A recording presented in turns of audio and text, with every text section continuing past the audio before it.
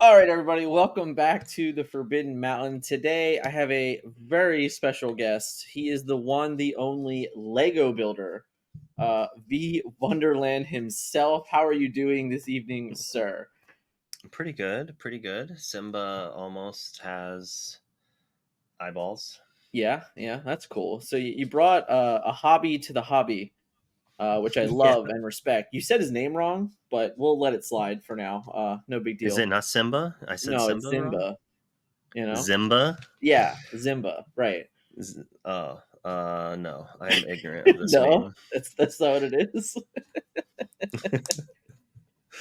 It's like, So recently you had the pleasure and joy of winning the DLC Seattle, and I just to me it was kind of fun. I unfortunately was not in the building when you actually won, which made me a little sad in all honesty. But that morning, I was texting you, wishing you good luck, and I literally just said, "Hey man, just win." Like it was it. That yeah. was the whole message. And I like do believe you just did it. I do believe that was in response to me saying like I play against red blue, whatever. Like I Yeah. didn't even test, like, but get lucky, let's do it. Like yeah, like I And have a bad matchup on the draw, whatever. And I'm like, yep. dude, just win, man. Like I don't I've understand. the story a few times, but I'll tell it one more where it's Yeah. just like I lose game one, and then and I even had like a great open, and it was just red blue got me, and then the next two games I get to a point where I'm just like I just have to play everything and hope they can't answer it in quest. And the game two happens. I get in the scenario. I do that. I like look at him, and he just looks flustered. Draw some cards, passes. I quest, pass back. He draws some cards and goes to the next game. I'm like, oh my goodness. Yeah. And in the next game, I'm looking at my hand of four Prince Johns and like no discard to be seen anywhere. I deploy two of them and I have like a morph on a cove, which is like so it wouldn't get taken out by like the Yeah. brawls that I know they have.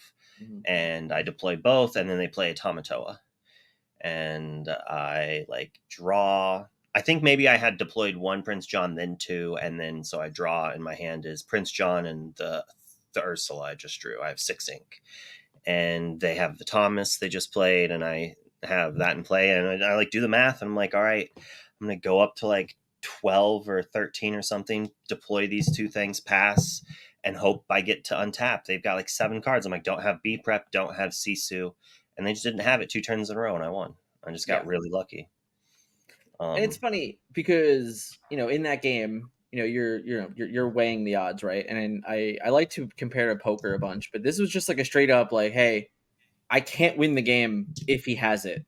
So like he's got to have it. And if you don't play that way and you're just like, oh, I'm going to play conservatively and hopefully I draw a sudden chill and maybe I can get some value. If you slow roll yourself, you probably lose the game. oh, I But what, definitely would have lost that game.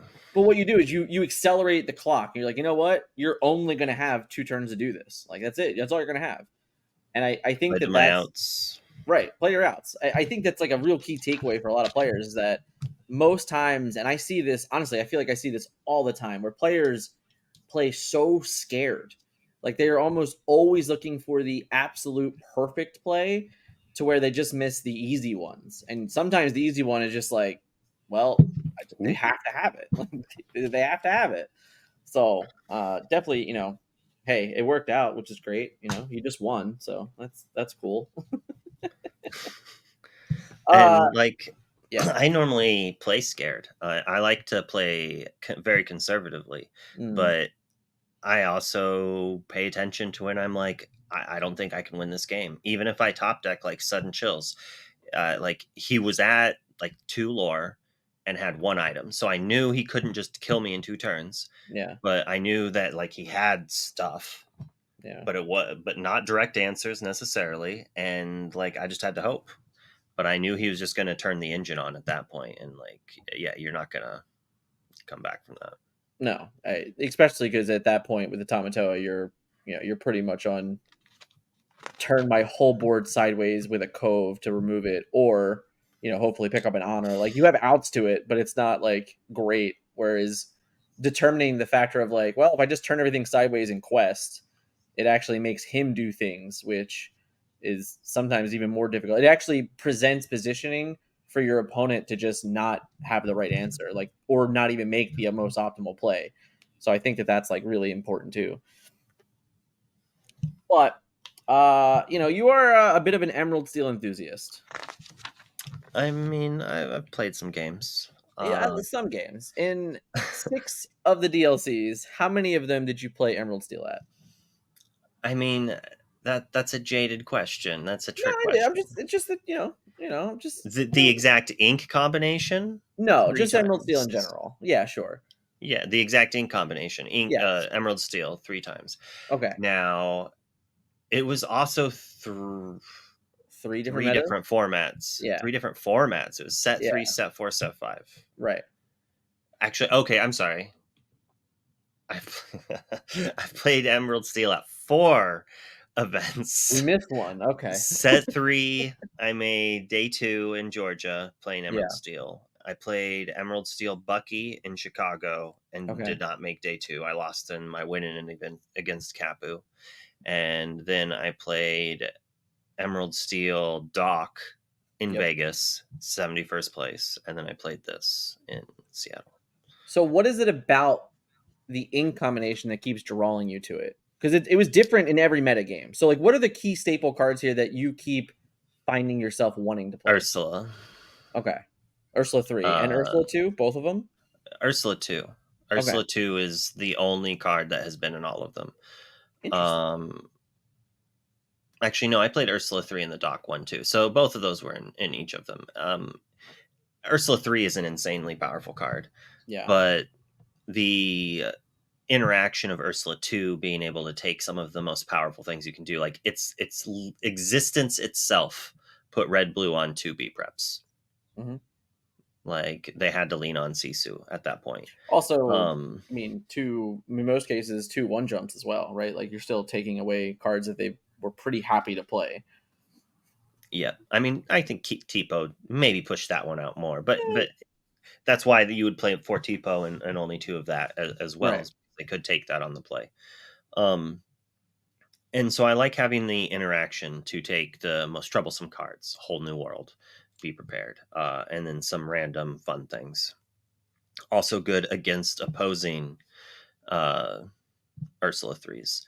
And then Steel has the best removal. I mean, realistically, I played Steel in every single DLC. High five across the internet. Yeah, like I'm basically a Steel main. I have found. Yeah. Um, I quite enjoy playing those decks, and they don't even all have necessarily the same like layover. Most of them do, which would be like Storm and Rage, and Sure. then currently Doc, because it's so fun. I mean, you understand, and Doc is a drug. I mean, it feels so good. Draws cards, like you get to be aggressive. You can like you're playing an Amethyst Steel aggro deck, and you have 7 or 8 ink, and you still have 2 or 3 cards in your hand. Yeah, it's Like, insane. It actually does not make sense. Like, I think about some of those games all the time where I'm like, I can't even actually explain how I got to this position in the game aside from this card is just ridiculous.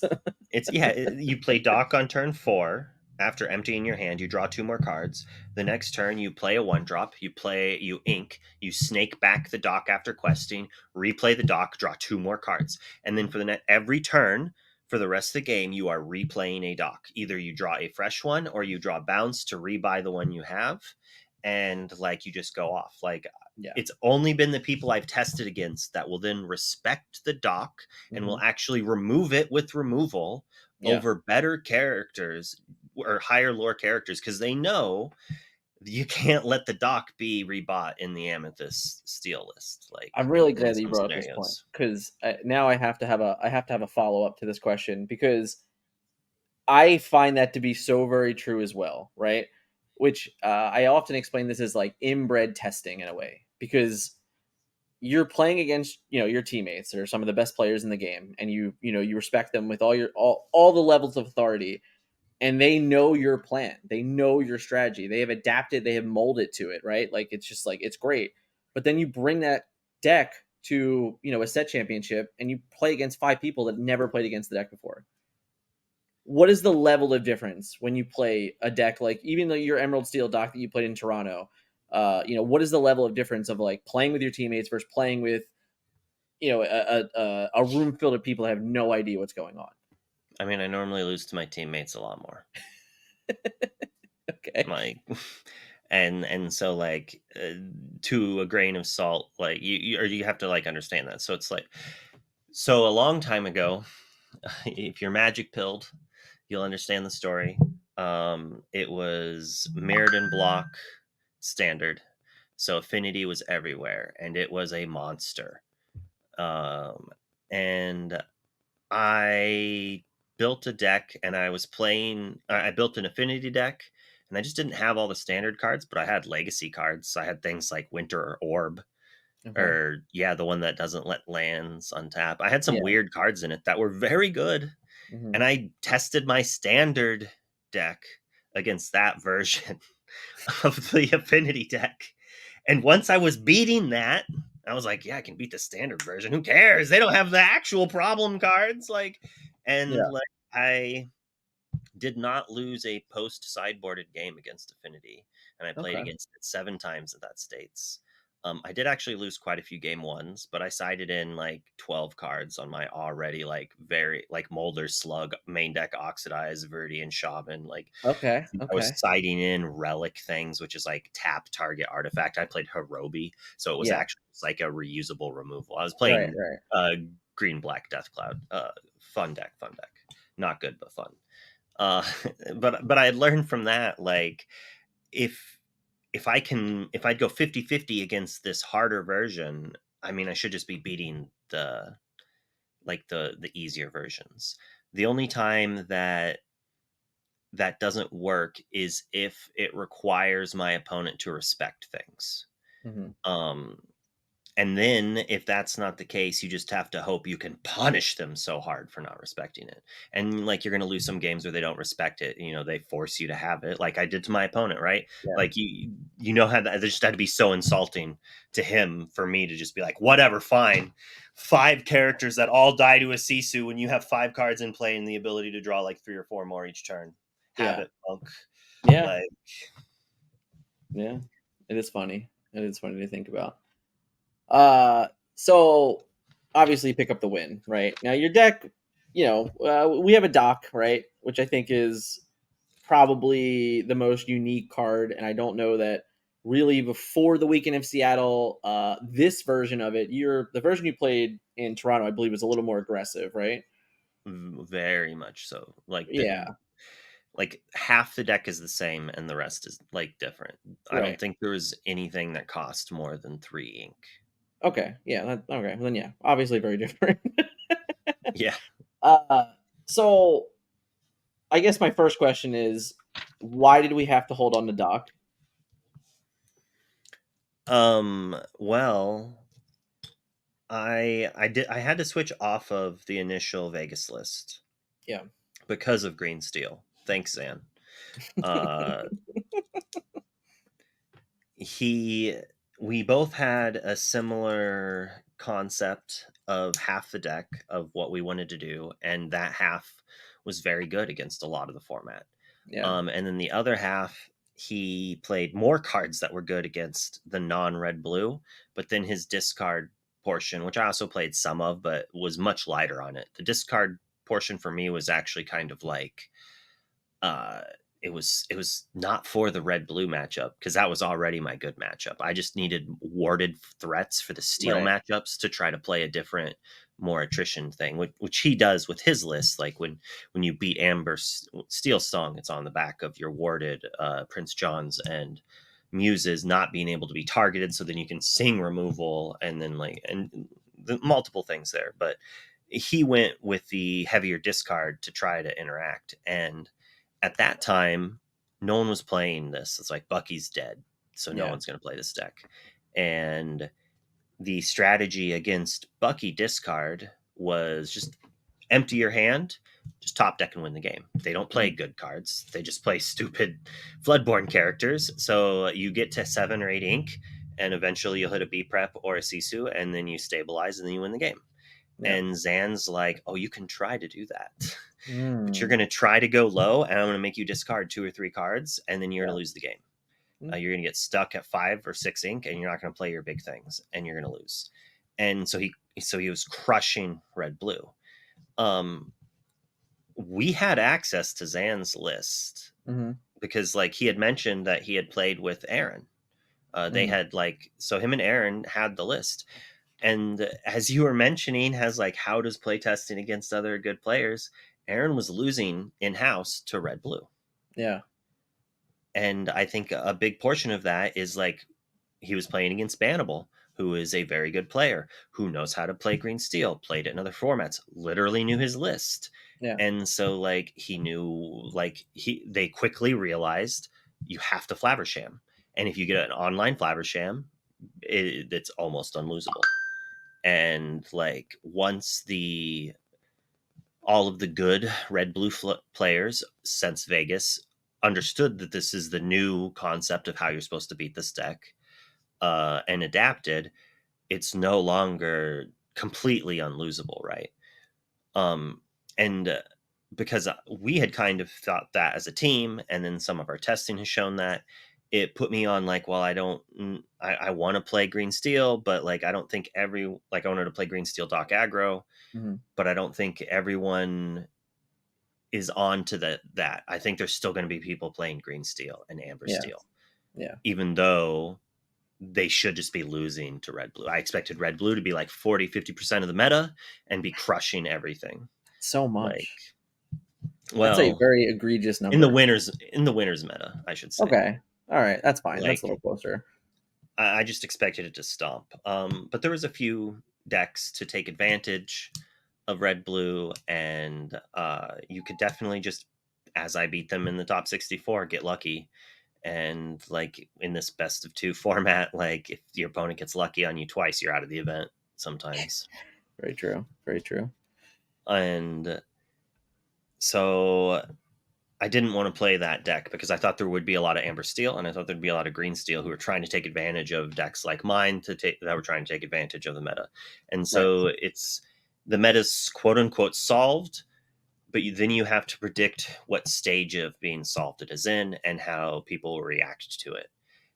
And so then I was kind of on the Wochuk list for Mm-hmm. Amber Steel Song. And I was like, this is so good. I think we talked about that at lunch, how I was telling you, I was like, I think I'm going to play this. I don't know. Like, Yeah. I hope Wochuk's here so I can have him sign my Nalas. And I was waiting for Sailor, and he showed up and he beat me 5 games in a row. And I was like, it's like, fine, give me Steel Song. I know you have an extra copy on you, so he gives it to me. We play a game, I win, and then he refused to play me in any more games. And we both knew, like, we looked at each other and had that like twinkle in the eye where we're like, yeah, we know the games aren't supposed to go the way that went, but you're not going to let me like you want me to play this deck, you just want me to lock in and be done with it, so fine, whatever. And so I locked in, and I just knew I was going to play green steel. I didn't know which list I was going to play. Yeah. I was like, oh, I'm just going to play whatever Zen is playing, or whatever. And then we get back to the Airbnb, and we're playing. We have 2 people. We have Zen and Ashley playing green steel versus red blue, and Sailor is like, coaching's too strong because he's not like telling every move, but he's like watching, and if something's maybe not great, he's like, well, what about this? And then they discuss it and then they do it. So it's like 2v1, like Sailor and Ashley versus Zen. Right. And then I play with Sailor at the same time. So then like we have 2 green steels playing 2 red blues a bunch of games. Then even though like he wasn't going to play me earlier, I got him to play more games, and like Yeah. I was not winning all of them, but I was winning maybe 30%. Not great, but it still felt better than Mm. Amber Steel ever did. Right. Right. And so I was like, all right, whatever, I'll do this. And then I wanted to see Bannible's list, and he was playing with a doc. And I was like, okay. And I already knew because so Kendall played Green Steel in Friday's event, and I think he Yeah. was like literally using the paper copy of Zan's deck. Like it was literally Zan's cards that he owned, and I think Zan was maybe playing his red blue or red purple, or he was just trying his own card out instead of playing his ruby amethyst. I don't know exactly. So I knew Yeah. he was already on a dock, um, and I knew he was on Baboons, and Mhm. I liked both of these. From playing all the dock lists, I had a lot more experience playing with Baboom, and I was like, it's actually very good in this meta. And Yeah. in the matchups, it's bad. It's ink, Yeah. easy peasy. And obviously, the one dock is like a love letter to what I've been doing since Set 5 came out. So I Agreed. was sold on that. But Bannable was not on. He wasn't sold on the Cricky because Okay. I think Zan played a Cricky. Yeah. I wasn't necessarily sold on that either. I understand why they played it. I just didn't want to deal with it. And then the decision was what to cut. And he was like, he didn't want to show me the list at first because he didn't want Aaron to yell at him for cutting a hypnotize from the deck. Just based on like eternal discussions we had about like the list and what cards you can and cannot cut to squeeze more cards in. And Right. Bannable has not liked Pete nearly as much as the average citizen.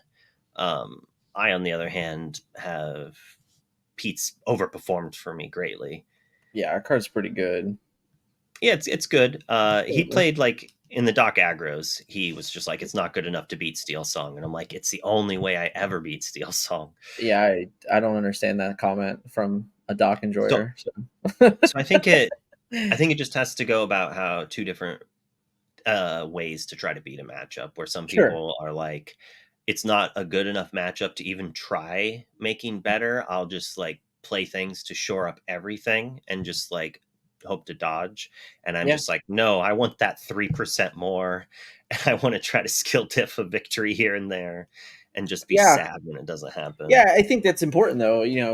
As long as you know the matchup and and you create the line that you need to like hit and those like benchmarks along it, like it helps. You're just like, all right, like I know what I have to do to win. It's just a matter of if my opponent knows what he has to do to prevent me from even trying. So I think there's a lot of value And there.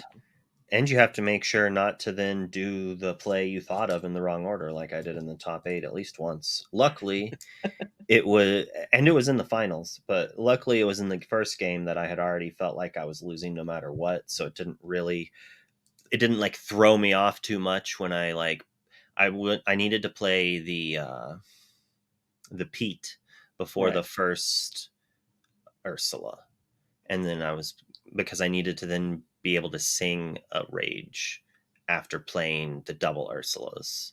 Like I had it sequenced and then I like did it wrong. I ADH/autism brained it. In Yeah. my mind it was ready to go, and Yeah. like Yeah. And supposedly, you just like fired it off the wrong. You're like, oh damn it, that wasn't how that supposed to be. and I was like, all right, like I had played it, I took the card, I passed the turn, I was like, wait, I definitely didn't mean to do that in that way, but whatever. I did it, so how do I play from now? Like how Yeah. like Yeah. get over it. It's a new challenge, whatever. Right. Which is And always difficult to do too, right? Like it's almost worse when you catch yourself in the act, because then you have a moment where you're like, wow, I can really harp on this, or I can just try and just move forward and figure out the next step. But I guarantee you, a lot of people end up beating themselves when they catch themselves like that. or they try to hide it to not Yeah, like show their opponent they made a mistake. yeah, Like, which is a terrible thing, and I've seen a lot of people do it to just save themselves from embarrassment. But you just need to be like, oh, I'm foolish, I should have done this first. You just say it out loud, yeah, acknowledge to them that you're aware it's a mistake if you're that afraid of them thinking you're bad. But even yeah, then, you want them to think you're bad, because then they might disrespect you and like not expect you to make the right play. Punish them for it. Like, yeah. It's very fair, very fair. So I guess if we look at the DLC season, right? You competed in all 6 of them. You played Emerald Seal in 4 of them. In 4 of the last 5, a Diablo deck has won. You've played Diablo in 4 or 5 of them. There's a lot of chatter going around, and I think some of it was started by a teammate. And I'm gonna bring it up. That I'm gonna bring it up. All right, so we're gonna bring R&B's "Sorry Not Sorry" for Diablo, and I don't want to harp on it too long, but we had a Bucky I errata, okay, and Bucky got hit hard. Obviously, that card no longer exists in Disney Lorcana in theory. Uh, there's a lot of conversation about it was the wrong card to get hit, which I totally disagree with. I'll start by stating that I think Bucky would have only made things more miserable forever. And while I think Diablo is insanely powerful card, I still think it was correct to ban or to errata Bucky. But coming from, I know someone that you talk to very often, have many conversations with about DLCs and things like that. What's your gut reaction to the banning of a Diablo? I'm to Diablo. I mean, I almost want to start back with Bucky, Okay, but uh like I don't think Diablo needs to be banned necessarily. sure. I do think maybe some things need to be addressed, dealt with. I think the best counterplay cards to Diablo get crushed by Flaversham. Like in my mind, Diablo is the only rational way to fight against a Flaversham. Is you're Mhm. forcing the Flaversham to have to answer Diablo before you draw cards. Yeah. Yes, it, but Diablo does tick a lot of insanely good boxes. It is a one drop that it's a Cinderella. Mhm. And like I've complained a lot in my day about how absurd Cinderella in the Mirror is. Yeah, yeah. Um, but I no longer complain about that actually because they printed cards that allowed that not to matter. It's like, oh, you play the turn one Cinderella. That's bad for me. It's a skill check now. I don't play my Cinderella into it unless I have to. I have to make them have it. Right. Not a good play if you like if you can help it. It's like Yeah. just anchor, play your Vanessa, and be like, okay, like this is my counterplay. Now you have to then also have a Vanessa and then Zeus my Vanessa. That seems unlikely. But then my Vanessa can sing removal on your Cindy or sing a Zeus on your Ariel. So Right. like it gives me counterplay. Right. Now we have Pete, also gives counterplay in the mirror. I know I had one game, I think it was on stream, where like my opponent whole new worlds and then plays a Pete. Well, then I played a Pete, and then Yeah. they played a Pete, and then I played a Pete, and then they didn't play a Pete, and I banished every one of their characters and Yeah. discarded half their hand, Right. and like I was like, okay, it gives me counterplay like to these absurd things. And so Diablo, the counterplay that exists for it, well, first of all, gets soft countered by Cove. Mhm. Um, And the weird thing is like, yeah, this lets you live a few turns. It's only drawing two cards normally. Like a lot of times my Diablo only draws 1 to 3 cards. Yeah. Three on the if I'm doing well, on average it's like 2 cards. And they Yeah. normally answer it by then. I have to discard a card and Yeah. shift a card. Yeah. It's normally breaks even, but if it doesn't get answered, it does just win the game a lot. It is a card of that power level. It also warps the plays my opponent can do. It has a lot of good impacts on the game at a cheap thing, but it does not come for free. It has a cost, Mhm. but there's not enough cards. I will say there's just not enough cards to counterplay it in all of the ink combinations at a low enough cost to deal with it and the continuation of must answer threats that Emerald Steel is able to produce. It's it's not close enough to the same, but I remember when I first read Diablo, my first like initial conversations were about it like, oh, it's a huge commitment. There's enough evasive Start cards that confident. interact. Like there's enough things that like I feel pretty comfortable about this. And then I think it was in Chicago where, I think most of the games that I played, Diablo was a mouse sorceress.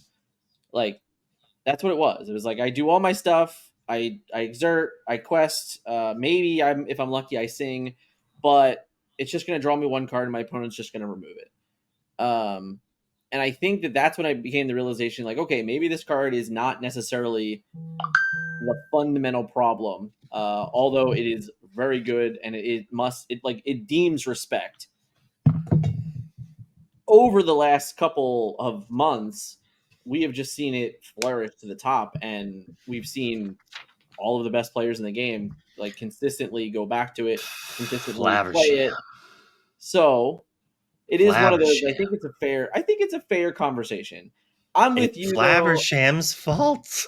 Listen, I think it's a huge trickle down effect no matter which way we look at it. Like if if we're looking at solving games and solving metas and things like that, and you talk about banning one card, I think you can always have to like respond to it by what you just said. Well, there's Flaversham. Like there's other things that like the moment there is no Diablo, then like Ruby Sapphire just wins every single game ever, probably for the rest of eternity. So I think it's a very fair thing to be angry about because like you said, there are games that when you're on the play, if you're just like turn one Diablo, turn two shift, kill your one drop, and then you just don't have an answer, if like your follow-up is Ursula 2 and you take the answer, like the game is just over. And that is very close, I think, to the same experience that Bucky was also delivering. So I think that maybe that's where it comes from, is that negative play and experience adds up. and most of the best answers that do not get hit by Ursula is Brawl Yep. and then Steel answers. Yep. So the two already oppressive decks are the only answers to a Diablo. Yeah. So normally if you're playing these Steel answers, you're probably just going to play the Diablo deck anyways and then tech for the mirror. Yeah.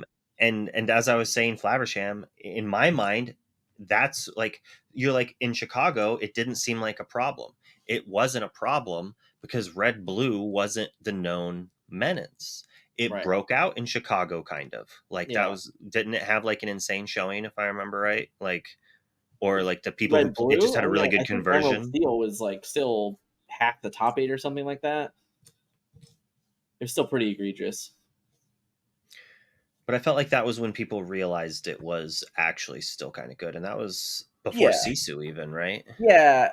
That is the Sisu set, right? Or that was That's the event Sisu. that Sailor top 16. That was Texas. It was Texas. So it was a month later.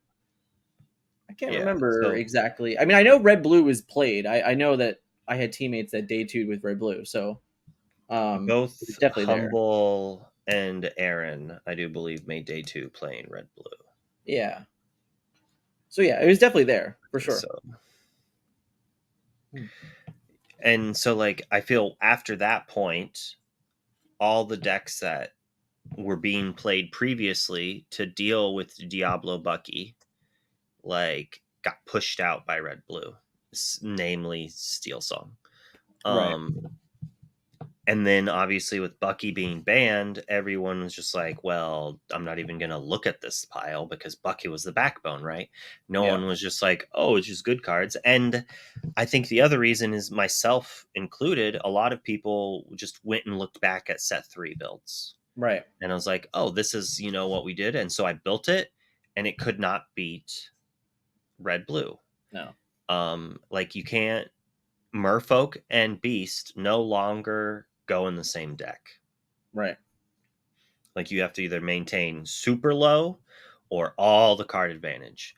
But you can't do both of those and hope to beat red blue because they'll answer your aggressiveness and then just easily answer your card advantage. You won't have enough to maintain. Yeah, they'll just pick you off one by one. So yeah, I don't know. I think it's an interesting conversation. I thought it was, one of those social media days where it just kept going, but I figured, hey, he's your teammate. I'm sure you've had this conversation plenty. It was interesting to see. I like look away and it's just like I broke the internet. I'm like, what are you talking about? There's like a Reddit thread about it, and there's all these things. And Yeah. Yeah. So it's speaking like of Team Labyrinth, obviously, oh, I want to talk about team dynamics. Because I think it's, I mean, I don't know about you, but I remember, we've been all you and I both been to all 6 DLCs in North America, and I remember in Atlanta, looking around the room. There was like between 2,000 and 3,000 people in the room, between attendees and competitors. And I remember, like there's some Labyrinth jerseys, there's some sort of Cerberus Den jerseys, there's some Ruby Mountain jerseys, but there really wasn't that many. Like it was just like it wasn't this big thing, I think, in Atlanta. But I feel like by the time we got to Dallas, there was a lot of teams. Like, I actually kind of felt like there was a lot of teams at Georgia too, Really? I don't know. I guess maybe it wasn't compared as I don't compared to know. Magic. I know in Dallas, I sat there in like after round 4 or 5, and I just looked around, and every single thing I saw was like a team shirt, a team jersey, like a team hat, like whatever. It was just like everywhere, and I was like, wow, like all right, this really caught on. Like that's awesome. I maybe it was a little bit more in Georgia. I just don't remember it because it was so long ago. But Well, there's just not. I don't really remember that being a thing in Magic to the point where like there was a lot of non-pro teams. Like if there was a team, it was like like I knew all the people on the team, not like, oh, I know this person, I'm on name base. No, I see their articles online. right, I've read their articles. Those are right. the people on the teams. And it wasn't like a local store handing out. I mean, occasionally that would happen, but like that normally wasn't like this thing you would see everywhere at a GP. So I No, was kind of I like, 100% agree. I kind of thought to be like one, like I did not expect there to be like more than 2 or 3 teams total in Georgia, and maybe I'm like my memory is thinking of Texas, Maybe. because there definitely was a lot of jerseys in Texas, and Yeah, yeah, since then, agreed. Um, I guess what I want to talk about is like the team dynamic of the concept because I've had people, like even I'll shout out Liam actually. I think it was in Texas. I was watching day 2. I was sitting near the stream area, and I remember Liam like walking over to me, and we were talking about the two teams, and he was very interested in the idea that we all have different decks, and I think I don't know, I guess there was this thing in the past where when you were on a team, it might have been a much smaller team, maybe it's like 4 or 5 players, and you guys all would decide this is the best deck and we're all going to play the exact same deck and this is the team deck, and like maybe it was always that focus. But, you know, I think anyone that's really outside paying attention can see that you guys don't do that. That honestly, most teams don't do that. I think that we're all built on these like specialists that basically always just play what they're good at, even regardless of what the quote best deck in the room is. What is that like for you guys in that conversation? so should I act like an egotistical meanie, or should I? You can do It's whatever you just, want, buddy. it's I could This just is be your like, interview, we man. got the Avengers assembled, and we got the Master of Blue Steel, and we get the, you could try to do that, but realistically, it's like you're saying, specialists. Like we all kind of played our own archetype, anyways. Like, Yeah, um, and it's like breaking Humble's arm to get him to pick up a steel card. He's like allergic to it. It's like when you wear a ring and it makes your finger turn green. Like he yeah, does not like playing with steel cards very much. And other aspect, like Ryan has like let Twitter pick his deck for like 2 or 3 events, and obviously they just always pick yeah, blue steel. I think in part of it is also just like us not really thinking a single deck is single-handedly better than everything else. sure. Um, so then it comes down to like what you're most comfortable with. Like Sailor spent the last month and a half coaching people how to play red blue. He spent the last month and a half doing like writing a primer, Yeah, constantly updating it, talking about it, living, breathing red blue. So like sure he occasionally will play other decks when he's playing against someone else and they're playing red blue and he's helping them. right. Um and a lot of people don't know this about Sailor. Uh or possibly even bannable, but they like I interacted with them both initially because we all played Steel Song in set 1. Yeah. We are all Steel Song players. So like I was and at and championships in Minnesota watching. I actually I commentated a game that Bannable was on Steel Song, Yeah. and he And crushed his like, opponent. He actually crushed him. yeah, like, so like we're all like Steel Song, whatever. So now people are like, oh, you're an Emerald Steel main. And I'm just like, I created a whole new world, Steel Song. It is my baby. I want to be known for that more than anything else. And everyone's like, oh, it's Ariel and Whole New World. You didn't make nothing. Okay, It's okay. like, which is fair. It's like any Magic player reads a Whole New World and they're like, I know what this does. Yeah, yeah, right, right. So true. It's interesting to me because I do find it. I agree with you. A lot of times in the game, you can be like, all right, these are the best 2 or 3 decks, and you know, I feel like I almost specifically feel like for you and I, we almost always go against the mold. Except both of us played. I think I was 3 cards off from you in Seattle. So like our brains are very aligned. I Really? think we've done that a couple times in across other DLCs and never talked about a deck ever. So it's Nope. very interesting to me. We both played I mean, Underworld in Dallas. Just, oh, did we? yeah, yeah, we did. So It I was think it's it very was interesting. like, oh, bit like Wochuk even like wrote, he was just like, Bivens list is like hands down the best one, but it has ink issues and like I don't know if I can da da da. And I Yeah. was just like, oh, this Underworld card kind of like fills the same role, and like if you don't get unlucky against Maui timing, like you're okay. I obviously lost in Texas to Maui timing being unfortunate for me. Like, but I took a more heartfelt loss to Fam with his double Vitalosphere. Insert anything to kill my location. So I feel you. I feel oof. you. I lost on turn one.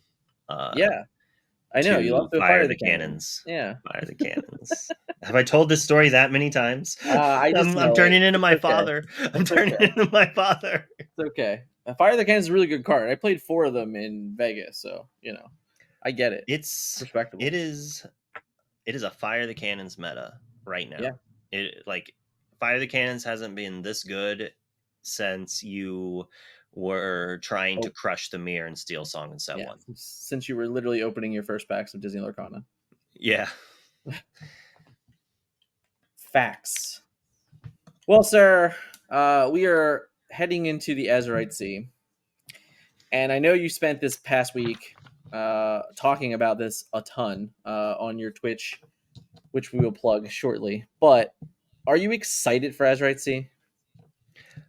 I mean, I might be building a character from what today's stream made me be like, oh man, this is super fun to play with. It's my Yeah? We like Floodborn Zimba? what is that? Oh, oh, oh. It's my camera. He's doing fancy stuff. I was just like, there's a black speck in the middle of my screen, and Oh, I'm sorry. it's my green screen and my camera not working very well together. Yeah, I tested a little bit with Simba today in like a 16. It was actually 12, but I'm considering going up to 16 Simba list. Okay. And it was really good. Like, I lost some games just to a Ursula Deceiver because sometimes whole new world decks lose that way. That Okay. just Yeah, that's fair. happens.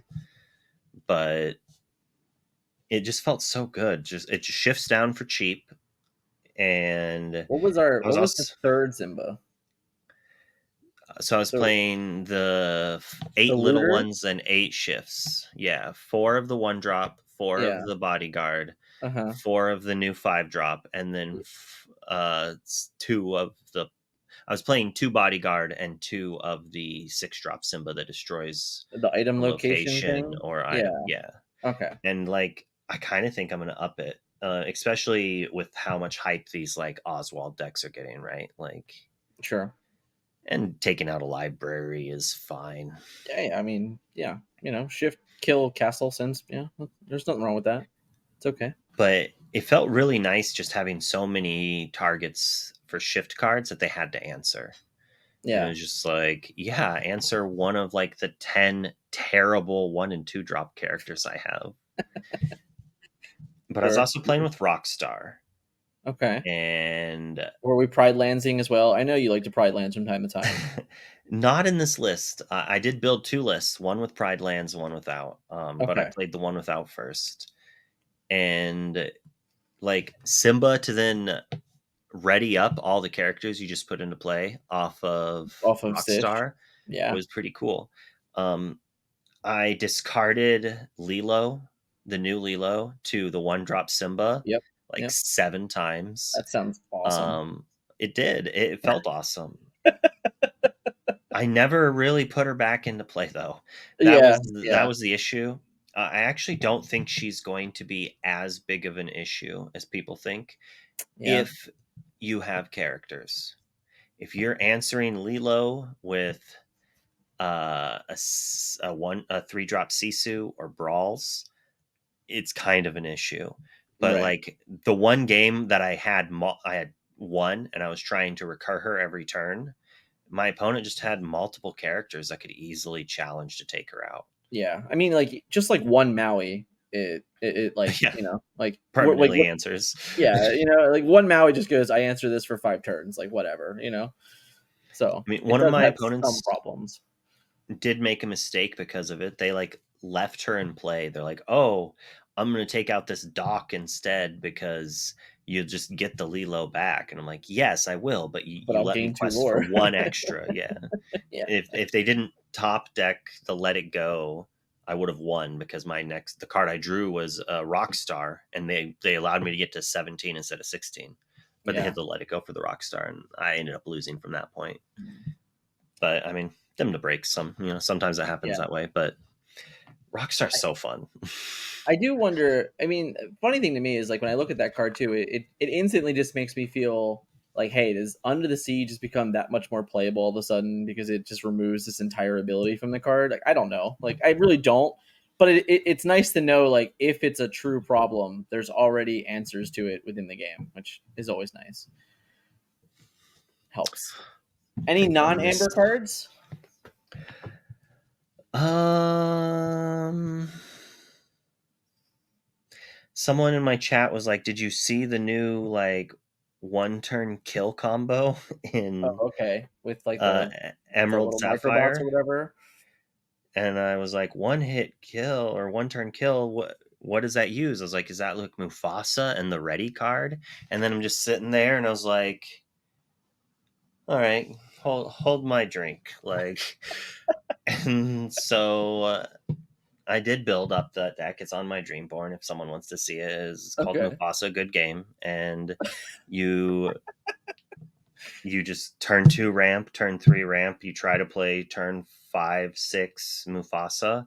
If you get to ready with it, if they don't have Dragonfire, or they're also ramp and have 7 for Medusa or B prep, Sure. you play a couple cards, you quest, you ready up, you play the new 3-drop card to ready your Mufasa.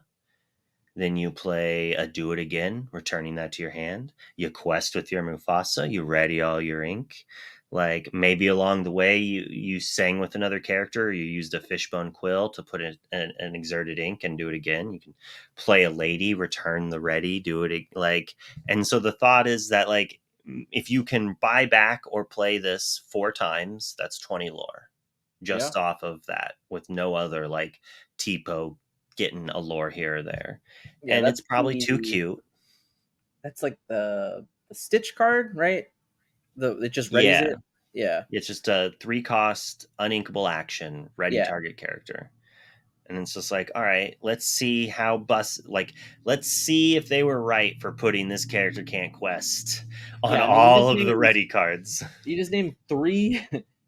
Yeah, I mean it's so funny when you think about that too because it's on everything. Like every Ruby card printed is like, yeah, no, you can't quest or you can't do whatever. So it is interesting that whenever they make an off color one, for some reason, it's like, no, it's fine. Like it's okay. You Like can do it Beast. now. What? It's like Like so you why? get Why can I do it now? Uh, but yeah, it's interesting because like even what you just said, like do it again is a 3-cost uninkable. The card itself, I can't remember the name of it right now, but it's a 3-cost uninkable. Mufasa is a 8 cost on Inkable, right? Like a lot of stuff has to go right here. There's a lot of uninkables in the deck. That's for sure. Because initially I was trying to put Diablo in the deck because why Oh, not? okay. Um, Yeah, I mean, I it's an Emerald deck. You got to play him. and like the issue before is that there just wasn't enough like good actions in non-steal. Well, you can just pitch the action that lets you ready, and then do it again. You just pick it up later. Like, I mean, Yeah, yeah. There's and there's quite a few. and you could. Did you play Lady Tremaine? Please don't tell me you played Lady Tremaine. I did. Oh God, that Like I said, hurts. there's a lot of uninkables. That's fine. That's fine. That's I okay. mean, All right. it's a weird combo deck. I love Lady Tremaine. You Eternal Witness, Yeah, gimme. no. Eternal Witness costs 3. Yeah, It's yeah. I not. mean, I uh, talked about the new Stitch in my on my set review. I was like, if this didn't say had to shift, yeah. this I card would mean, actually just be good. It wouldn't be busted, but I would see play. Like it's it's a Lady funny. Tremaine that puts it on top instead of your hand for 2 less. Yeah. I I actually really like that mold to the text of Bloodborne characters. I think that I personally think shifting's borderline the most broken thing in the game. So knowing very well that they forced it into you have to shift to get the ability, I actually think it's a pretty good design decision. So only on undercosted shifts do I think that should matter. This Stitch, on the other hand, that's it's a 4 drop that doesn't do anything. Yeah. It's not that big of a butt. It barely quests for anything. Yeah. Its only function is to return cards, to return actions and put them on top. Yeah, I And mean, then they're making you have to bend over backwards to do that. yeah, I And think like that I think that's too much. they've notoriously been very safe around recursion though, right? Like across the Yes, board in the I would game. agree. I would So agree. that's probably just their own barrier to it. Like they just don't want it to become some crazy mind breaking thing in the game, is my guess. But Which means the moment they slip up, oh yeah, it's gonna punish things so hard. They're gonna yeah. make a staple that people are gonna love for years. Like I mean, recursion, like people loved Hades. Hades was so yeah, fun. Hades loops in set one. Gimme, gimme, yeah, gimme. Like any format that Gravedigger loops are a thing. Like I loved Popper yeah. mostly for that reason. That makes sense. Makes sense. That checks out. I'd like to talk about Continentals for a second. I haven't even gotten my email to tell me I'm invited. So Man, that's messed up. Uh, so European Continentals is honestly probably a month from us recording right now, and we've learned literally nothing about it. well, that's why I'm not too worried about not getting my email yet. Yeah, I'm assuming that they will send out like Seattle invites when they decide what they're doing with the structure, the our continental. Yeah, like right? because I feel like they made announcements about LCQs, but then they have like I think we only know about the European Oh LCQs. yeah, we know nothing about North America. So yeah, I don't it's. even think we know exactly where it is. I might be wrong on that. I'm not sure. I think we Like, do know that. I no, think we we know do. that. That's right. We do know. We do know. So, but even that was pretty scarce. But we don't. Yeah, we don't have a lot of good information about it whatsoever. But even for this, like for their LCQ system, I think it's like a total of 1,000 players across 10 events or something like that. Like whatever the number is. It's turning into 32 more additional invites, but for Europe, they only had 64 invites. So that means their Continentals is only going to be 96 players. Um, from other games, do you think that that is a good or bad number? Um, I never got to play in an event of that small. I think the PTs I played in were like 500 people. Yeah. Like I know. I'm pretty sure DeCandio has publicly stated on Twitter that he prefers a smaller one. He wants it to be more prestigious. Mhm. For me, like that's Worlds. Yeah, Like I don't want a Worlds that's 16 people. yeah. I mean, I and mean, we know nothing about Worlds whatsoever, but it sure as hell seems that if you're 96 players for a Continentals, I mean, Worlds is got to be like a yeah. fraction. Are they gonna qualify half the players Yeah, yeah. from each thing? Which part of me is like, yes, please, Sure, sure, please, sure, sure, sure. please. I would like those odds. Like I Please would let me go love those 60% odds. and it'd be good enough. Yeah, I'm with you. Yeah, like please, please, please. Have they even announced what the No, Continentals format will be? Like, I mean, are we I still in don't. best of two world? Are we Right, like we don't know through it? anything. We're best of three. What I honestly think is very interesting that someone had brought up is that the timing of Continentals for Paris, I believe, lines up with the world that it would not Azurite Sea wouldn't even be legal because it's the third week, which would I think is the exact same thing that happened to us in Toronto, where it was like the final week.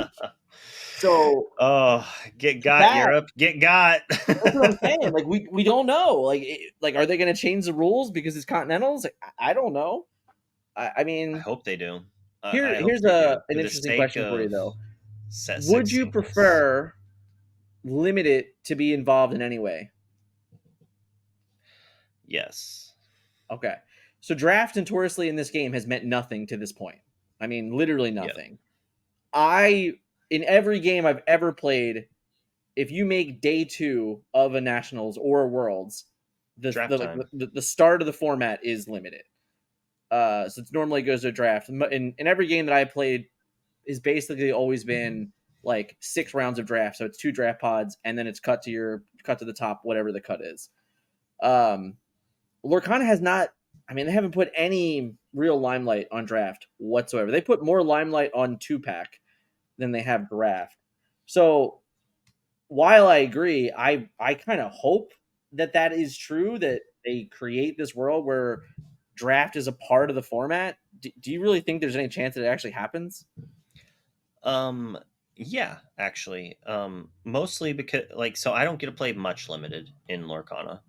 Um, but I try to play one draft every set at a pre-release draft. Okay. And there's archetypes now that are noticeable that were just did not exist Oh yeah. before. Yeah, And agreed. it it definitely feels like there are cards that I'm like, yeah, there's there's zero reasons for them to have literally printed this card for anything but to be a draft common or uncommon that are you like 3 cost 3/4 quest for one, 3 cost 4/3 quest for one. Those are limited cards. Hmm. The goons technically could be a limited card. I have not decided exactly where I've landed on wanting to play one drops or not. But in the first few sets, it was like core set magic. You want Yeah. flyers. Yeah. Everyone's just like Evasive take defeat. all the evasives, Yeah. and if you get to turn them sideways each turn, each you win, Yeah. right? And then you just like, oh, I hope you have the bombs to counter that. But realistically, it just had been like evasives for like 2 or 3 sets in a row.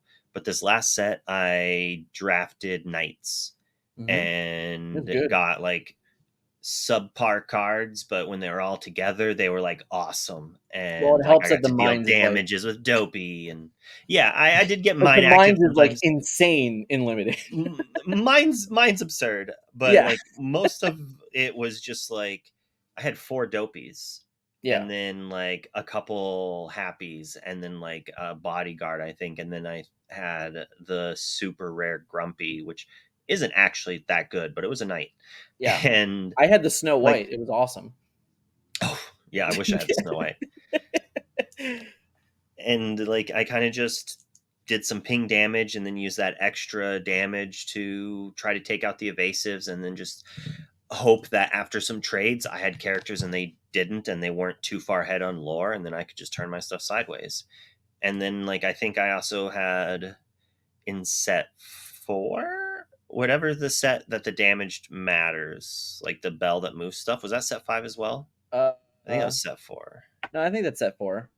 with So roses and stuff like that, right? yeah, I Yeah, remember in that set I drafted the damage moves cards that could maybe have been designed for constructed, but realistically yeah, it's they're like all a just a limited little power under. level. Yeah, they're all And like turned down the half in the wrong direction.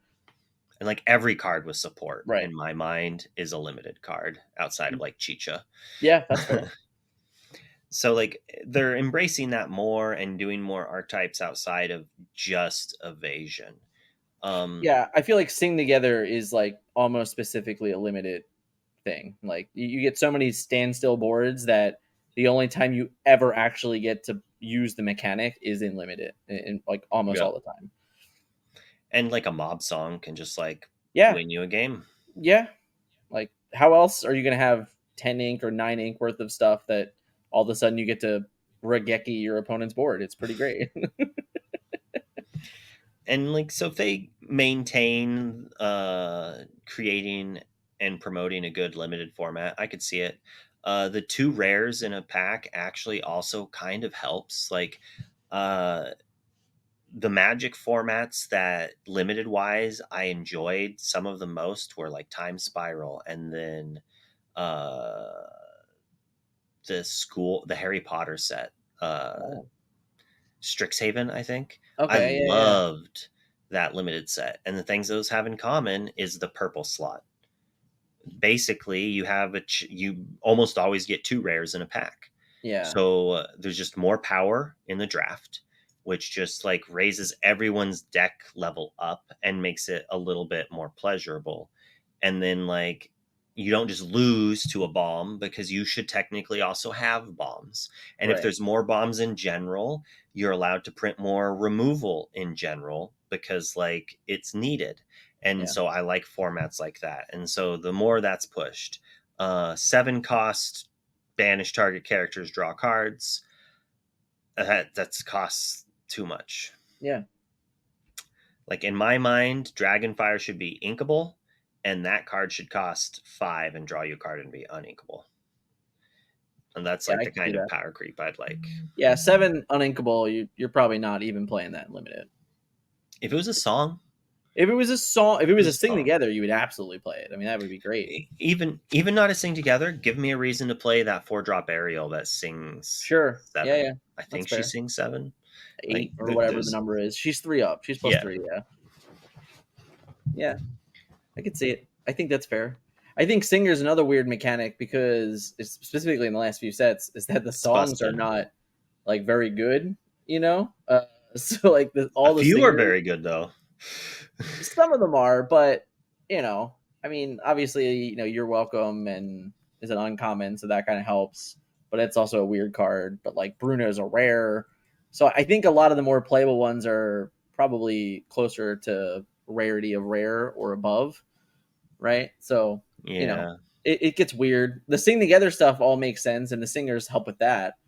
Uh, but you know, But interesting. Singer is actually one of the most busted abilities in the game Oh yeah, when it's on like Cinderella, oh Ursula, yeah, Ariel. Those absolutely. three singers, pretty good. I Gaston as well. Yeah, oh yeah. I mean, Naveen's also very good. Don't get me wrong. I just Oh think yes, yes. in limited, it's like now, it Oh, specifically in lackluster. limited with just like the one set, the songs that you're singing are almost like you're not playing those cards. So it's I weird to actually, me the mechanic. I actually kind of like that. Uh, they're stupid busted and constructed, Oh yeah, but they don't make limited bad. yeah. Well, that it's Because just like you said. It's like normally it's not that way. Normally, if right, it's busted and right, constructed, right, it's right. also like back breaking and Well, limited. it's interesting because like if you just look at it like support is not good in constructed, but it's very good in limited. It's the flip. Oh It's yeah, like okay, well, singers outrageous because of the insane songs that we got in sets 1 and 2 and 3. But now, as we keep going, it feels like finding playable songs has become more and more difficult. Definitely in steel songs. I mean that's like we might have hit the bar already. really quickly too. Yeah, Like Storm Rage Zeus, and that Zeus isn't even necessarily seen as much play as it used to. it hasn't been as meta relevant. Whether or not that remains true, that's all debatable. That just depends on where the game goes. But who knows? Which is crazy with how many people playing Green Steel running 4 beasts and then Yeah, running Tinkerbells, because like I feel like Zeus is the reason why people stopped playing Beast and Steel Song, yeah. But like Steel and Song then doesn't Medusa. have Ursula to protect their beast, so that's kind of the point, right? True, and you don't have Morph to Yeah, you shift it don't have out more, you don't have before an Medusa actual comes good down. card to shift onto. Exactly. And Uh, without Lantern, you can't really put it out cheaper. I mean, I guess we are back to a Lantern meta, but that's if you're running Naveen, and not all the lists are even doing that anymore. I agree. Well, not even all the lists are playing more than 10 songs nowadays, too. Like that, you're seeing some of that versions and stuff Yeah, like that. So, that's what well, happens Mr. Sir, when. I do have a question. In case anybody does and wants to learn a little bit more. I did my best to find all your stuff. You need to put some more work in on YouTube. I'm just sending that out there, right? Like you have you have 5 whole videos five on videos, YouTube. 5 videos, 170 subscribers. Like that really reflects how much effort I put onto making YouTube videos. So to make Twitch videos, you click a button, Yeah, um, and yeah, then you just do no editing. To yeah. It's make great. YouTube I mean, it videos, actually is great. I agree. I mean, I do have to spend some time like setting up the stuff and all the scenes, but that's all done. I don't ever have to It's mess with like a that again if preset I don't want thing. to. Yeah. Yeah. I want to touch on content creation with you a little bit because I think that you're you're a pretty rare breed in my opinion, and here's why. I think the day that Pixelborn was removed and shut down and turned off, the game lost like 65% of its content. And you were one of those, you know, streaming most days of the Every week. day, Yeah, like almost every every day day. of the week. And that's all you were doing. That was your bread and butter content, and it went away. And you're one of the few that honestly like held on. I think that's a testament to the player that you are, and it's a testament to the love that you have to the game. Whereas I think a lot of people just played Pixelborn because it was easy, and once it was over, they went on to the next digital client and they didn't care anymore. So what was it about Lorcana that Uh, kept you here?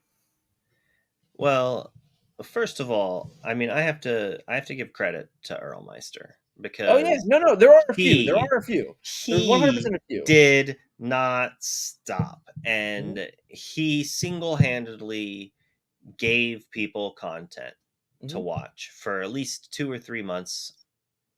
It felt like 2 or 3 months. It was maybe like 2 or 3 weeks, but like Yeah, I don't think it was 2 or 3 uh, months. That's a bit he drastic. he was he was like the one of the few making content. As soon as Jaunty and B Squared came out with their webcam service through Discord, he was on there making videos Yeah. constantly.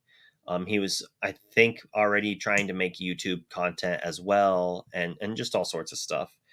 And like, I dabbled with trying to stream other games. Like, I hadn't really ever considered being a streamer before Lorcana, and I Sure. was just like, this is pretty fun. I like actually enjoy it. I am playing the game anyways. Might as well try to make money with it. And then like, I'm already kind of like a product of Discord, if that makes sense. Like over COVID and all that, like, and a bunch of my friends are just like an hour or two away, if not more. So it's just easier for us to play video games over Steam and chit chat in Discord than other things. So I'm already kind of used to just being in a room by myself, just talking at a computer, Yeah. and I just don't get talked to back. I just have to read chat. Sure. It's close. It's not as good as Discord, but like it was easy to adapt to. And once I got to that, it was fun. And yeah, when Pixelborn shut down, it felt like I got fired from my dream job. It Mm, was it was brutal. I mean, we all knew it was going to happen. yeah. Like It was always just on. when. Yeah. It was there was always a lifeline on it for sure. And so I did quit for a little bit. Tried some other games. People don't care. they they don't watch me for my personality. Apparently, they watch me for my Lorcana opinions, which is fine. That's fine. I mean, like, I built my brand around Lorcana. Like, these Right. people watched me for Lorcana. They didn't watch me to be one of 1,000 people playing some first person shooter that I'm not good at. Like, which Yeah, is fair. I think I said this to you uh, during lunch, but I have like a firm rule of I'm never going to create a video that my subscribers didn't subscribe for. So when it comes to Twitch, it's very close to that. Like you built this Yeah. brand on Pixelborn, you built this brand on Lorcana, and it does make But sense to me that people that show up are there to learn about Lorcana. So when you don't play that, it is difficult. You know, you're going to go through those times where you're like, all right, like I'm trying to do something, I'm trying to do what I want to do, but it's very clear that my audience is not that. You know, it's tough. It's very. I think that's but why it's so difficult for we can go back to Earl again. Like Earl came from another genre, right? Like he was playing something entirely different. And when he came here, it was very difficult for him to adapt to the audience that is Lorcana. yeah, definitely. And he's jumped to a few different games, and he even mentioned that a few times where he's just like, I want to keep playing Lorcana. I love this community. I want to do it, and that's awesome. Yeah. Um, but I do what I want. I found a long time ago that, like, I mean, I'm a stay-at-home dad for a reason, because Yeah. I'm not gonna work for someone else if I don't want to do the work. Like, it's hard to make money.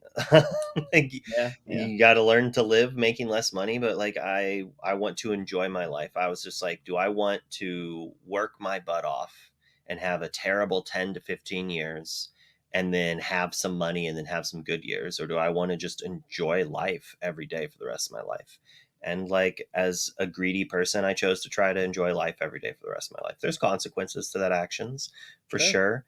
I'm poor now, but like, I'm also richer than like most people will ever be in their life. Like, I have an amazing wife and kid. I love my life a lot. Um, I'm pretty happy. Occasionally I eat or it up and I look all sad and stuff, but I mean, that just happens.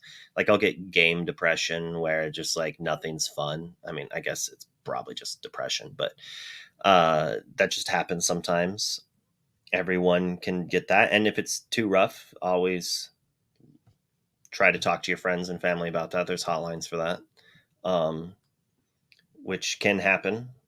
Mhm. Man, this conversation got dark really quick there. um, It's all good. but so, like, we'll go back to the streaming I think I was talking about Yeah. before that Yeah. Yeah. tangent. But it's like, yeah, I'm gonna still do other things occasionally. It's Yeah, like, sure. if No, I think that's fair for what it's worth. Like, I'm totally in like, I'm not saying I think Twitch is a much different platform than YouTube. Like, 100%. I do think that there's a world where you build a community and the community is there for you, but maybe you're like not. Savid. Yeah. Yeah. Sure. That's a good example.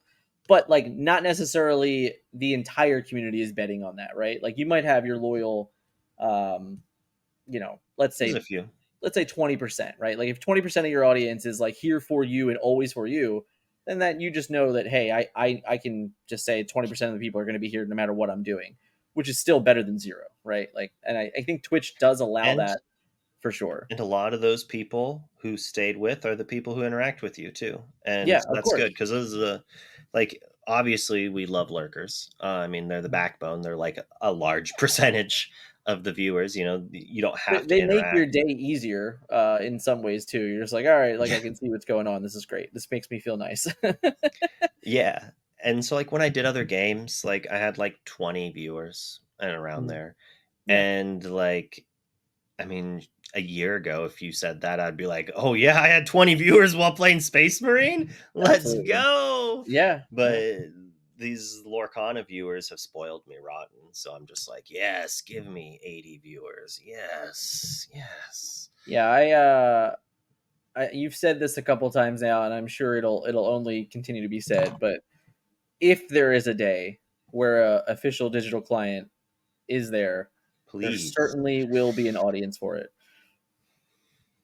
So many people are like, "I will literally quit my day job and become." I think you are one of the people who told me that. I believe that I am in a position that I could do that. Yeah, I think so. And it would be fun. I think we would have a blast. We would be doing exactly what you want to do. Have Like I fun have playing a game you like with a community that you built. like I have friends who do that in Magic without the streamer aspect. They Hmm. just money draft on Magic Online enough to pay for the hobby and then some spare cash to then not have to really work too hard. Yeah. And it's just like how is that not like the life of in a manner? Like sure you're grind like if you really get to the nitty-gritties it's not great. But if you look at it with like rose tinted glasses and you're just like, "Oh, you get to play a game you love like as much as you want." Like that's awesome. Hmm. I agree. And I mean, at the end of the day, you're putting so much effort into this hobby, like endless amounts of effort. So when the payoff is there, it definitely helps. So, you said to me, uh, I believe it was in the top 16 that you were about to play for the Mickey. This is right before I left. And you're like, well, if I win a Mickey, I get to take my whole family to Disneyland. And we still might not all go. That's But so that's all as a right. kid, one of the things that I look back at and I'm like, wow, my parents dropped the ball. Sure. Oh, And man, we can that have a real is fun conversation around this. yeah, right. Was that they took us on vacations like once a year. Okay. So like I've been to Disney twice as a kid. Once when I was so young, I have zero memories of it. Sure. That right there in my autistic frugal mind, Hmm. I'm yelling at my parents and I'm just Yeah. like, why did you take your toddler there? Yeah. Yeah. No, And I totally agree with you. not until I've had a toddler, I'm like, okay, I probably loved the crap out of it. That Yeah. said, I probably would have had exactly the same amount of joy if you had rented a costume and had your buddy dress up and we went outside to a public park. Or we just went to Adventureland and spent $80 instead of $1,000 Sure. Yeah. in Yeah. You're not 90s wrong. money. You're not wrong. And like we didn't have cable TV with growing up. I would have loved to have just had a year's worth of cable television over Then going to Disney yeah, as a kid. one Yeah. weekend or one week in Disney. Yeah. It's like a few days of Disney, while awesome, compared to a year's worth of good television instead of three channels. So like money management's a thing. So like I'm trying to now manage that where it's just like, well, yes, we can afford to spend $1,000 Sure. just to fly there. Yeah. Yeah. Oh, yeah. I know. Trust But me. is that worth doing for the like could we spend that extra $700 plus the ticket funds on doing other things? And then like I tell my wife, I was like, well, maybe we should just like take a small trip to Worlds of Fun and see if he even likes roller coasters. And she's just like, you just feel guilty about it. And I'm like, well, I also want to do it, but yes, I do feel kind of guilty. Yeah. Like I want to, and then like, all right, fine. If I go to Worlds, we're 100% going like there. If I get to go to Worlds, like Yeah. we'll go down there. But and I Yeah. still kind of want to. Now it's like, well, if we sell the Mickey before the trip, in the next like week or two, if somehow all this money falls in my lap, Right. Right. maybe. Because we are close. I mean, we're pretty close to having to booking things already. Yeah, Specifically if you're talking restaurants and things like that. Like that date's coming up very quickly where you'd be like, well, if I'm going to be there, I want to go to this restaurant. I need to book it like in 2 days or something like that. So I yeah. hear I you. mean, I can't wait like listen to the people talk about how I complained about not having money to go on Disney, and then they're going to see all the photos I take at Disney with the team the day before the event. Woe is me, I don't have money, but here's me on a roller coaster hanging out with Mickey Mouse. Very, very fair. Very, very fair. Well, sir, I wanted to end on this because this is the very first photo that you and I took together, and it's the very last photo that I have with you. It's not actually true. There's a hidden photo of us that has never seen the internet yet, but I didn't want to. I didn't want to spoil it today. But Oh no. Oh no. yeah, I didn't want to spoil it. I didn't want to He- spoil the last photo. it's like dirt he's got on me. He's No, like, I don't. if It's you not ever dirt. mess up, You know what I'm it is. releasing it. You know what it is. You'll remember. Maybe. Uh, I'll when I see it, I'll remember. but I really want to say, like, thank you, for the person that you are and how welcome you were to me in Atlanta. It meant a lot. We had never spoken before, honestly. Like, before that day, we had never had a Just conversation, that and you walked up. You just were that very Twitch welcoming to me. interaction. What? Just that one Twitch interaction where I Right. yelled at you and not knowing you were in chat. Yeah, I that's life. was like, that's Yeah. not me. Yeah, no, that's fine. That's life. But it is one of those where I think it's just a testament to the person that you are and how great you are for this game and how, nice it is to see hard work pay off. So for me to you, thank you so much for being welcoming. Thank Well, you thank for you. really being like just this great human being to have conversations with. Like, I think it's so funny, oftentimes, I guess in other games you always see like, oh, like if we were sports teams we'd be rivals and we would hate each other and all that, and it's like that none of that's true. Like, it's I like did it's none of that's I true. did I almost expected that a little bit in Georgia. Like, Yeah, or at least a little bit of rivalness. But there really wasn't any, like, and I kind of thought that way probably just from like the sports rivalness, I guess. Like, I yeah, hadn't really been on a real team like that. But I had already known like Elrathian, so it was like the only other real team I had been fully aware of at the time was Luxury. sure. So like I was already friends with people on there, and then found out I accidentally ghosted Luxury. When Elrathi and I had been doing the casting multiple Mhm. times, I had like joked where I was like, "Oh yeah, because I'm not good enough to be invited to your team," and da da da. And he was aware that I was invited to the team, but he never said anything. Uh, After I was on Labyrinth, I found this little section on Discord that was like, "Oh, these people tried to message you, but we just hid them away from you." And so I had a message from Jonathan Ball, the yep, team captain of Luxury, yep, offering me an invite to be on Luxury in set one. And this was in set three. I had yeah, like a couple messages from some nice European people who were nice. like, "We saw you doing well. You're on the top of the Pixelborn. I'd love to do a video with you." I would have loved to do those videos. And like, so like, there is alternate timelines where this is a Luxury jersey. Yeah, that's Um, funny. How awkward is that conversation though? Like 3 months after the fact, where you're like, oh, they probably think I'm he an asshole.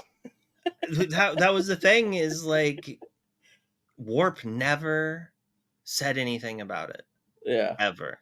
He was never like, I sent you a PM, da da da. And we had interacted a bunch after that. yeah. So like, yeah, I don't know what he could have been thinking I was doing. Like, and so Arathian probably just thought I was like, no, I'm not going to be on your team, but I'm going to make fun of you for offering the invite to me. So then, of course, he's not going to mention it because he's like, oh, Oh, you're just trying to set me up or something, and because like oh that's kind of the man, relationship we that's had great. at the time, and do is just like a ribbing relationship, which is fun That's in my great. mind. That's great. Did we finish our art project? Yes, and we got some extra pieces. I guess he lost his whatever this was. It's just extra. You just can't Yeah. figure it out. No, they normally come with some extra pieces. I Okay. mean, it's possible. So, like, here's an extra pink piece in case I lost one of his noses. Okay. Same Okay. for gray and gray. It's possible that these two pieces should be on him. Oh, well, yep, this one right here. All right, this right here should be here. So this is probably a fair amount of extra pieces. Very fair.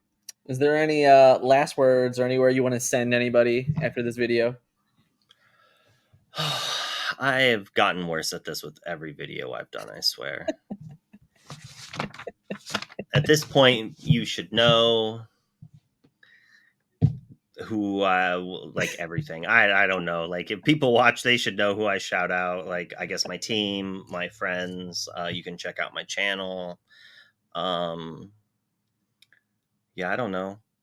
Like You're so easygoing. You're like, yeah, man, just do it. It's like a Nike I'm logo. lazy. And Nike, man, give me that Nike check, bro. Give me that Nike Ooh. check. Then everyone can go to Disneyland. Then we can go to Disney. They might pay us. They'll be like, yeah, do a Yeah, commercial there. man. Like Very true. Very true. Well, thank you I'm so very much. that's one Go thing ahead. I'm really surprised about. Okay. That was like a huge thing when I was a kid. Where it's like, you just won the Super Bowl. What are you gonna do? Oh, yeah, we're gonna go to Disney World. Yeah, yeah. Like, I kind of expected that to be like more showcased at these things. Specifically when playing a Disney trading card game. I mean, And yeah, we are going to Continentals. We're going to Disneyland. yeah. Disneyland. Maybe that's why. Maybe they're saving it for the people who get cute for They're Worlds. saving it for everyone that gets to go to Worlds, which might be like like 4 people. Who knows? Yeah. Well, let's hope that's us. Well, thank you very much for joining me this evening, sir. It is a pleasure as always. If you haven't yet, go follow. Go follow the wizard. I call you the wizard, by the way. If you didn't know that, that's what I call you. You are the I don't know wizard. if I knew that. Yeah. So from the very first time I think I came on your stream, your little cat logo thing, whatever Mm, that guy is, I just the I was kitty like, wizard. I call it. It's called the wizard kitty. there it is. Is what the So logo for is. me and Scott, whenever we were talking about something you were doing or something you were streaming, we'd be like, "Oh, the wizard was doing this." So it just always stuck. I'll take it. So thank you so much for joining me tonight. If you guys haven't yet, definitely check the description below for all of your ways to find Mr. Luke here. And thank you guys for watching, and we'll catch you guys in the next video.